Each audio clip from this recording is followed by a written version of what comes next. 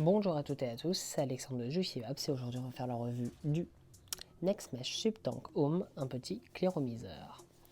Donc la boîte se présente ainsi en carton, rigide, au format carré.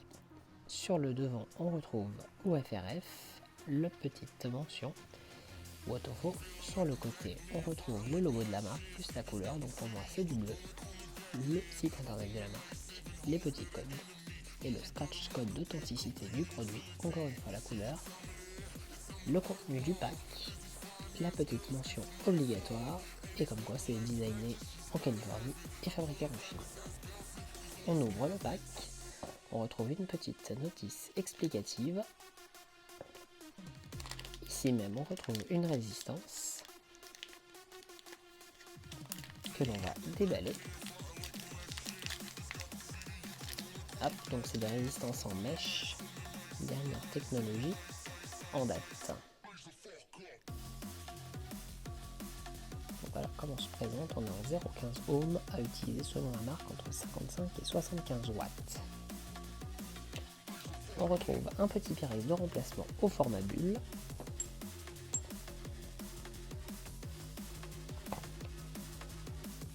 Et voici l'atomiseur avec le Pyrex de base. L'atomiseur se présente ainsi. Alors pour le remplissage du liquide, vous avez juste à pousser, donc comme un format TFV8 et à tirer ici avec votre pipette. On se retrouve sur un drip type comme celui-ci. Hop. Donc on est sur un drip type propriétaire en résine. Pour le changement de résistance, il suffit de dévisser par le bas, juste ici. Hop. Et vous n'avez plus qu'à retirer la résistance en tirant. La résistance préinstallée est une 0,2 ohm à utiliser entre 75 et 85 watts. Pour le changement de Pyrex, c'est très simple. Vous utilisez votre pouce, vous tenez là et vous dévissez comme ceci. Il faut forcer un petit peu. Voilà, la résistance se retrouve bien là. Vous changez le Pyrex comme ceci. Alors attention, tenez bien le Pyrex et tirez pour ne pas le casser. Pour mettre en place le Pyrex huile d'une plus grande confiance notamment. Mettez-le bien en place. Et bien sûr, vous pouvez rebouchonner.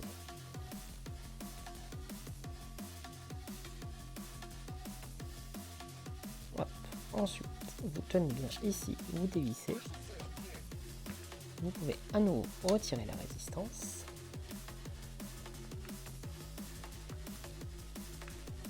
Et l'on va désormais mettre du liquide. Alors pour ma part, je vais utiliser le mutagène de la gamme d'Angers de chez Swok. Je vais prendre la résistance préinstallée de base qui est la 0,2 ohm.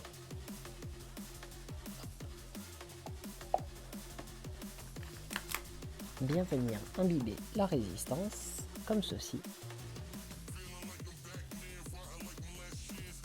Voilà, on continue.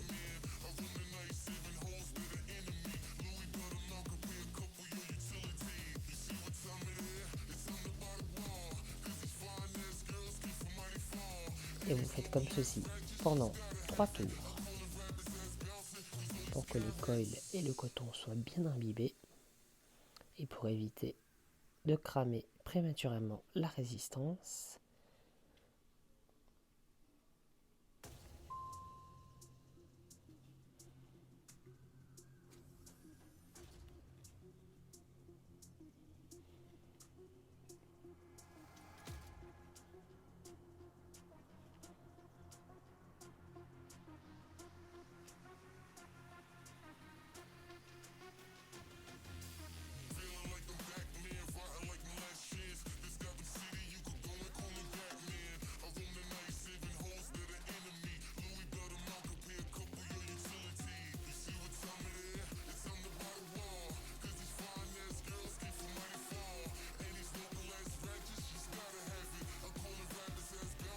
Une fois que ceci est fait, je vous laisse réinsérer la résistance avec l'arrivée de liquide bien positionnée. Hop, et on remet le tout.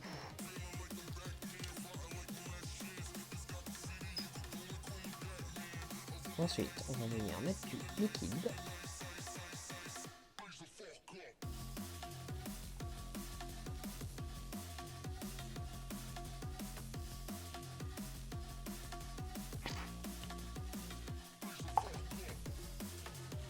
Tac, et comme vous pouvez le voir ici, il y a moins de risque de fuite car la bouteille, la fiole est venue percer le silicone directement.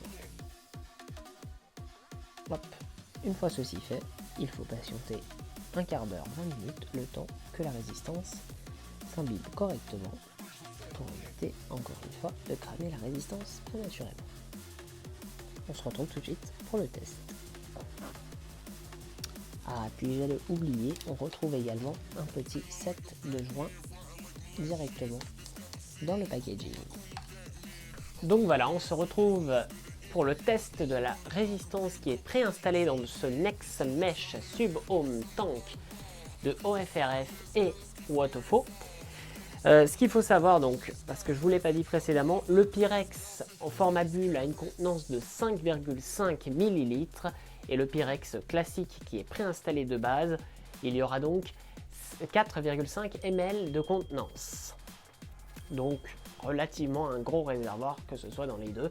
Après, le Pyrex Bulle, à son habitude, a toujours une contenance plus élevée que les autres. On va tester la première résistance. L'utilisation en wattage est préconisée entre 75 à 85 watts. Je suis sur un liquide en 50% de propylène glycol et 50% de glycérine végétale. Donc je ne vais pas faire des nuages explosifs au maximum parce que j'ai pas pris du full VG. J'ai pris un liquide traditionnel en 50-50.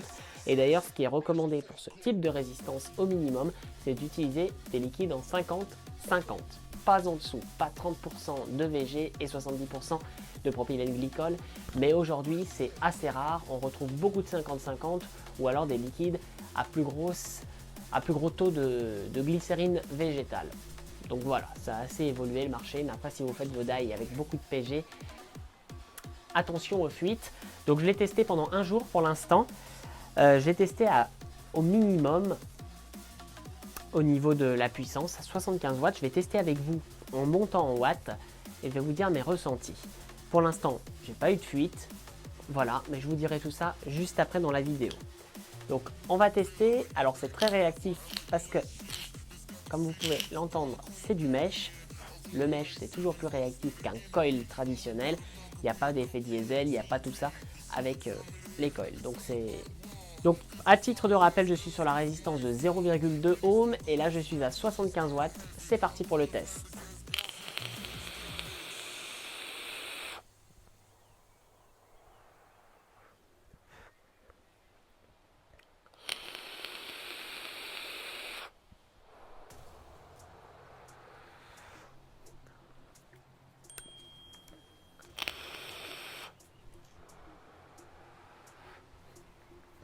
Tout d'abord, niveau restitution des saveurs, je connais bien ce liquide, c'est pour ça que j'ai pris ce liquide. C'est un liquide que je connais sur différents matériels. Je ressens des notes de goût, des notes que je n'ai pas ressenties sur certains matos. Donc j'aurais plutôt tendance à dire pour l'instant que la restitution des saveurs est très bonne et meilleure qu'un TF V12 ou un TF V8. Et TF V16 aussi. Après TF V16, c'est plus axé sur de la vapeur.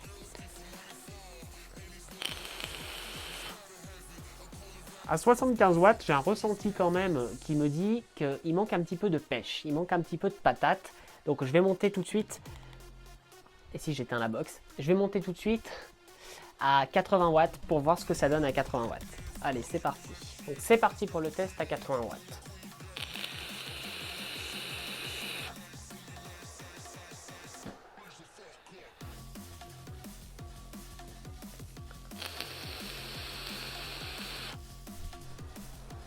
Donc il y a du vent, hein. Il y a beaucoup de vent aujourd'hui.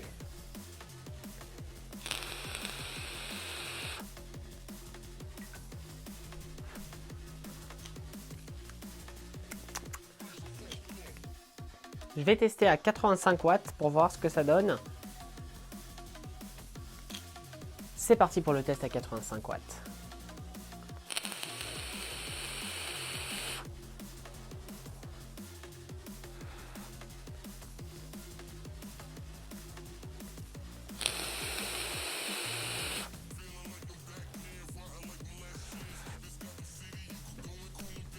« 85 watts, à mon avis, c'est un petit peu trop chaud, à mon goût.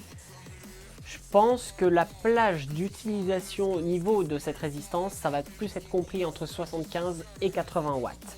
80 watts, ça commence déjà à être un petit peu chaud. 75 watts, j'ai l'impression de ne pas avoir assez de vapeur.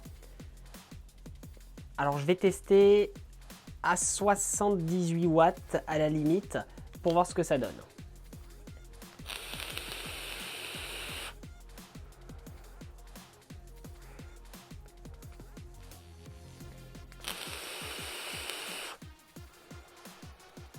Ouais.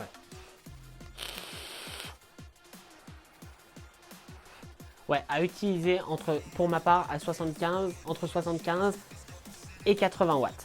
Donc ce que je vous ai pas dit, c'est que j'ai mis ce petit tank sur la Luxe de chez Vaporesso. Alors niveau restitution des saveurs, je ressens clairement le goût de ce liquide. Donc c'est un tic-tac orange et vert et surtout une très bonne restitution de saveurs au niveau du sucre. Le sucre et le citron dans ce liquide par exemple, le citron est beaucoup plus relevé, on sent des notes de saveur un petit peu plus relevées par rapport au TFV8 que j'ai pu tester ce liquide sur le TFV8 et le TFV12. Sur TFV16 je ne l'ai pas testé, mais j'ai testé d'autres liquides par rapport à mes autres matos. Ce que je pourrais dire sur cette résistance, en tout cas celle qui est préinstallée de base, la 0,2 ohm, c'est en tout cas que c'est une très bonne restitution de saveur. Je suis étonné pour ce genre de matériel. Parce que pour moi, ce genre de matériel est plus axé pour les personnes qui ne veulent pas s'embêter à faire du coil et pour les personnes qui ne veulent pas s'embêter également sur Dripper. Et aussi pour les personnes qui cherchent ça. Sur une inhalation indirecte. Direct, excusez-moi. Donc là, j'ai tiré à pleine capacité. Donc pour moi, là, c'est du tirage très direct. On va essayer à mi-airflow maintenant, à la moitié pour voir. Donc je vais essayer à 75 watts pour voir ce que ça donne.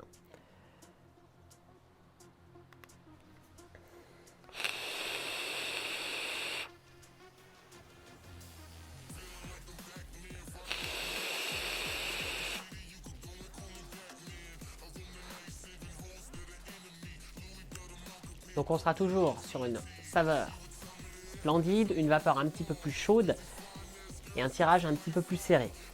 On va essayer maintenant à un quart.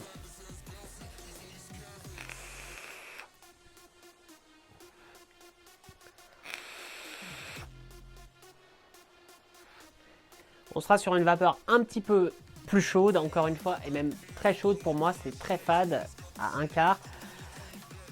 Je pense que pour les personnes qui craignent une vape directe, c'est vraiment pas un matériel pour eux. Pour les personnes au niveau de l'arrivée d'air, au niveau de la proportion air, vapeur et saveur, moi je serais beaucoup plus axé sur l'ouverture totale. Mais à mi-airflow,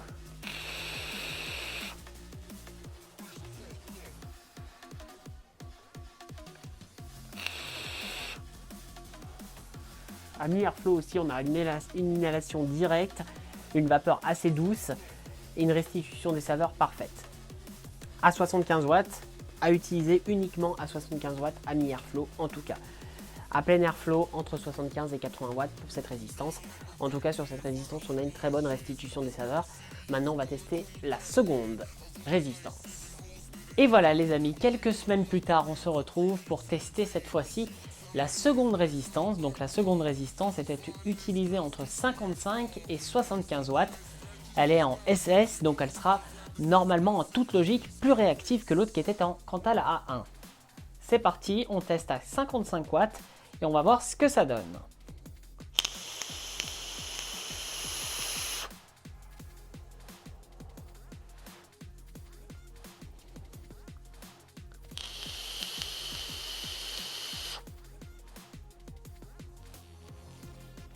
On a quand même un très bon volume de vapeur à 55 watts. Comme on peut le voir. Au niveau de la saveur, je trouve qu'on a une teneur en saveur un petit peu plus élevée. On a une meilleure restitution des saveurs sur cette résistance plutôt que sur l'autre, je trouve. Parce que je suis bien sûr sur le même liquide, sur le mutagène de chez Swok.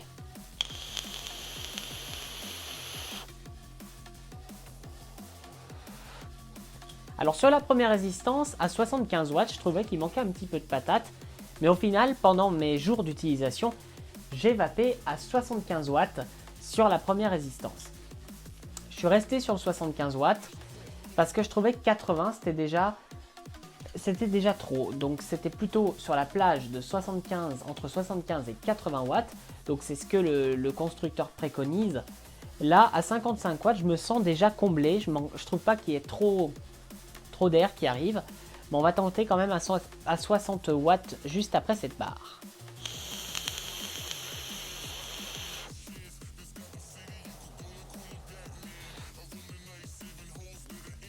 C'est parti, on le tente à 60 watts.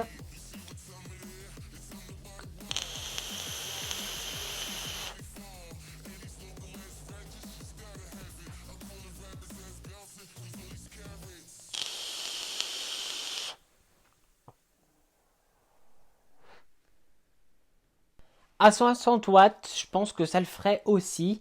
On est sur une bonne texture, un petit peu plus chaud. Donc pour les liquides gourmands, je pense que pour ceux qui vapent des liquides gourmands, 60 watts serait pas mal. Pour le fruité, même 60 watts, ça le ferait. Je pense que même le gourmand pourrait monter à... Je pense que même le gourmand pourrait le monter à 65 watts. On va tenter. Je suis sur un liquide fruité, on va tenter. Non, c'est pas la peine. Alors pour un liquide gourmand, 65 watts, je pense que c'est la limite maximum, pour moi en tout cas. Parce qu'on est sur un liquide qui sera vraiment chaud. Là, j'ai à peine tiré dessus, j'ai senti tout de suite la chaleur. J'ai senti le chaud. Moi, c'est pas mon style de vape. Je vape pas du chaud. Je vape du tiède ou alors du très frais. Moi, je trouve que la vape à 65 watts, c'est trop élevé. Donc, entre 55 et 75 watts, honnêtement, je trouve que 75 watts, ça sera trop.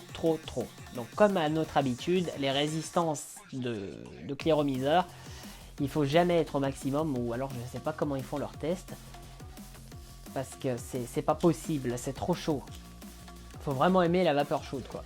Et en plus, ça vous bousillera votre résistance beaucoup plus rapidement. Ce qu'il faut savoir, c'est que j'ai été impressionné par la résistance. Donc la A1, elle m'a duré 3 semaines. Donc 3 semaines, c'est très bien. Et en changeant de liquide tout le temps, je n'ai pas vapé tout le temps le même liquide. Je change de liquide tout le temps. Je vape un truc, après j'en vape un autre. Donc je pense qu'en vapant souvent le même liquide, je pense qu'on pourrait facilement tenir un mois au niveau de la résistance. Donc franchement, c'est un très bon point positif au niveau de la résistance. Donc pour du gourmand, on peut monter jusqu'à 65 watts sur cette seconde résistance. Pour du fruité, plus du 60 watts. Et pour ceux qui aiment vraiment la vapeur chaude, tentez à 65 watts. Donc voilà. L'avantage de cette seconde résistance, c'est qu'elle est un petit peu plus réactive, on le ressent en bouche.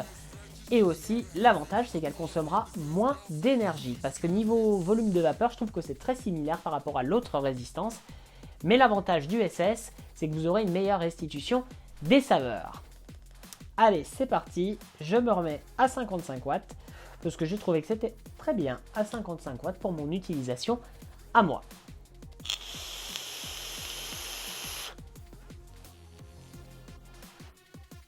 Et voilà, cette fois-ci, on va passer au point positif et au point négatif de ce cléromiseur.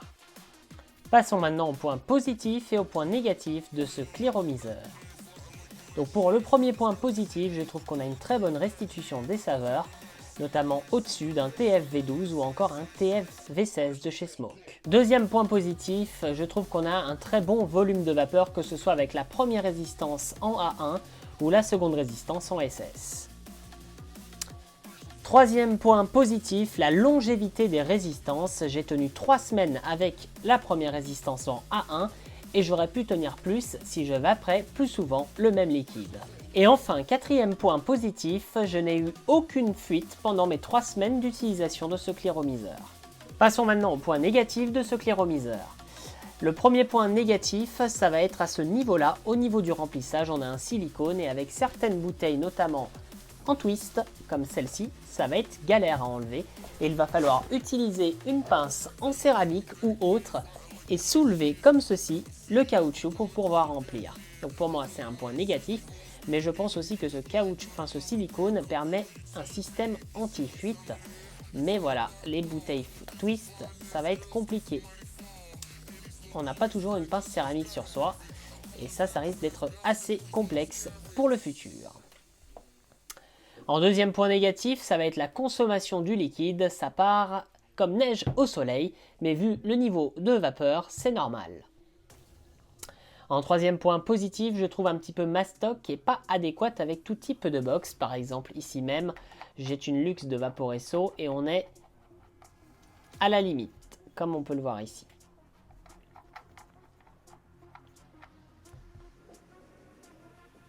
Et enfin, le dernier point négatif, ça va être sa consommation, notamment avec la première résistance, celle en A1.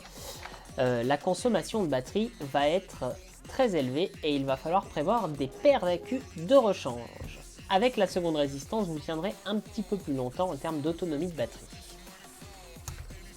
Et voilà, c'est terminé pour cette revue. J'espère que vous avez aimé cette revue. Si c'est le cas, je vous invite à lâcher un énorme pouce bleu dans la barre des pouces bleus, de me suivre sur Facebook, Instagram et Snapchat.